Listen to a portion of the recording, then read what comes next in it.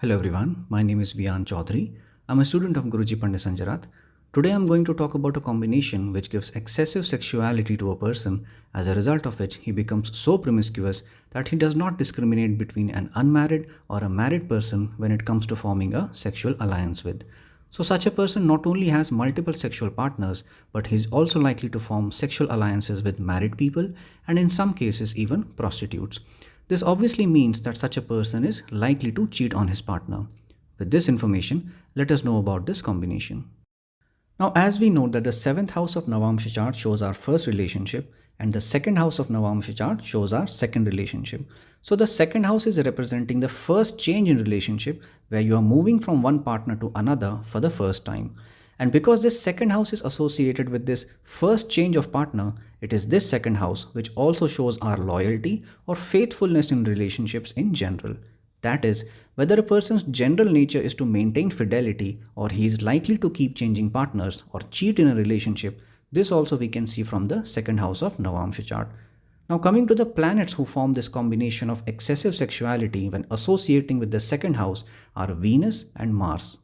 See, Venus is a water element planet which rules love and sexuality. And we all know that water always flows downwards, and just like water, our semen, that is our sexual energy, also flows downwards.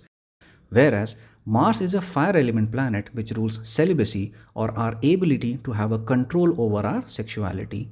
So in high spirituality, either through meditation, mantra chanting or tapasya, this sexual energy is transformed into spiritual energy and taken upwards, just like the fire always burns in the upward direction. Now Venus rules firefighters, as Venus has the power to extinguish the fire of Mars. So in the astrological context, when Venus and Mars are together, Venus extinguishes the fire of Mars, which is the significator for celibacy or our ability to have a control over our sexuality. So when this ability to have a control over our sexuality gets extinguished, this automatically leads to uncontrolled and excessive sexuality. So when Mars and Venus have an influence on the 2nd house of Navamsha chart, then a person having such a combination will have an uncontrollable sexual drive, due to which being faithful in a relationship will be difficult for such a person, and he will have multiple partners for his sexual gratification. He will also not hesitate in having illicit relationships with married people. Now in this scenario of Venus and Mars associating with the 2nd house of Navamsha chart, if Rahu also ends up influencing the 2nd house, then such a person will also spend a lot of his money to satisfy his sexual needs. And such a person is also likely to go to prostitutes to satisfy his sexual desires. Likewise, if Jupiter is also influencing the 2nd house along with Mars and Venus, then although Jupiter is the highest benefic, but because Jupiter is expansive in nature, it will just expand this immoral sexual escapade. Ketu, being Mokshakarak, is the only planet who can stop this yoga of excessive sexuality. So if Ketu is in any way associated with the 2nd house, then at some point in life it will destroy this excessive passion, putting an end to this limitless sexual gratification. With all these information, let us see the charts of some people having this combination. This is the Navamsha chart of Pandit Jawaharlal Nehru. In this chart we see that Mars is placed in the 2nd house and is receiving Rashi Drishti from Venus. And because in this chart Moon is the Atmakarak, therefore the conjunction of Venus with the Moon is happening in Karakamsha, as Karakamsha is the sign occupied by Atmakarak in the Navamsha chart. So Venus being placed in the Karakamsha and simultaneously associating with Moon and Jupiter is forming Raj Sambandha Yoga in this chart. A person having Raj Sambandha Yoga gets associated either with royal people or people in power or position.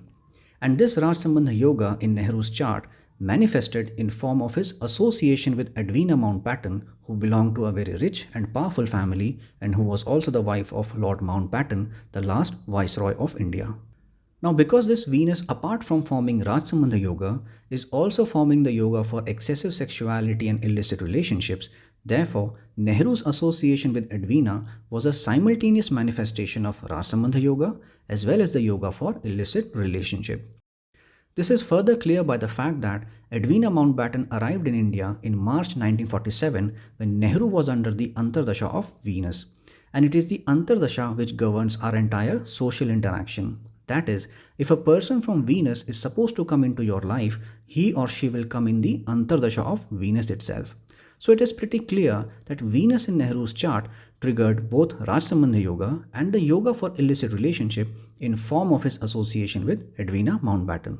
There are articles on the internet which talk about Nehru's interest in other women as well, which is likely given the yoga of Venus and Mars with the second house in his Navamsha chart.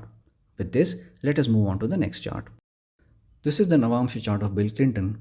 In this chart, Venus is the lord of second house and Venus is also placed in a sign known for its promiscuity, which is Gemini.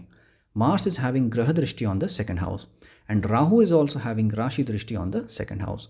Now, as I've mentioned before, that whenever Rahu joins this adventure of Mars and Venus in the second house, such a person destroys a lot of his wealth on account of his unbridled sexual passion.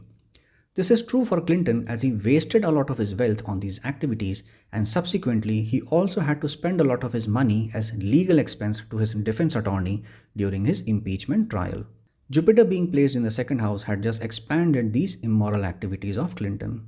Now, as I've told you before, that it is only Ketu who can stop this excessive sexual behavior, and in this Navamsha chart, Ketu is in the 6th house having Rashi Drishti on the 2nd house.